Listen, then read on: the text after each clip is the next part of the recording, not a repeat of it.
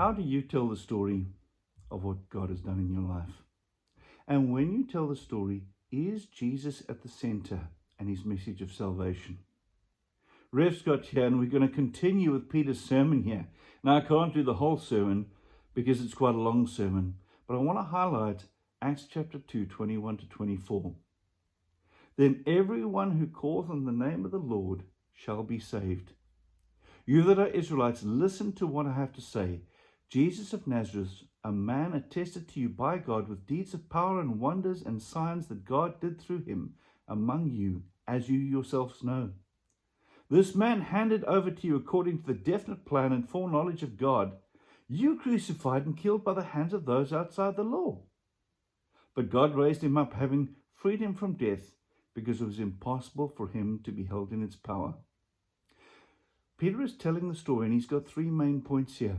The first is he wants people to know that God's desire and hope is for them to be saved and that they can be saved. The second is he reminds them to look at their own story and they will see the hand of Jesus. They have observed with their eyes. They know this Jesus already. And the third thing is he reminds them that they're currently not on the right side of Jesus. Yes, these are the people who celebrated his death. Remember, he wants them to know that they can be forgiven and saved.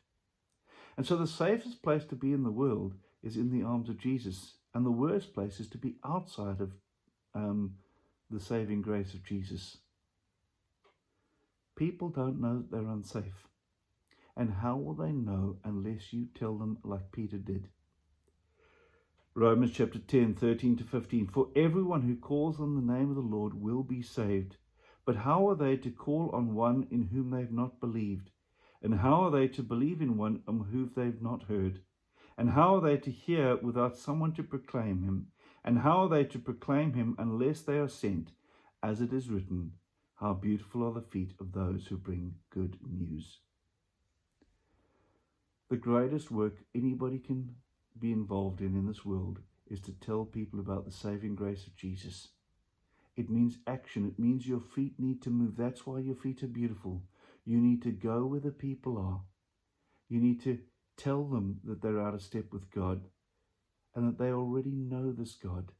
And you need to tell them that they can be saved. That's what Peter is doing. And we'll continue to see the effect of this tomorrow. God bless and see you tomorrow.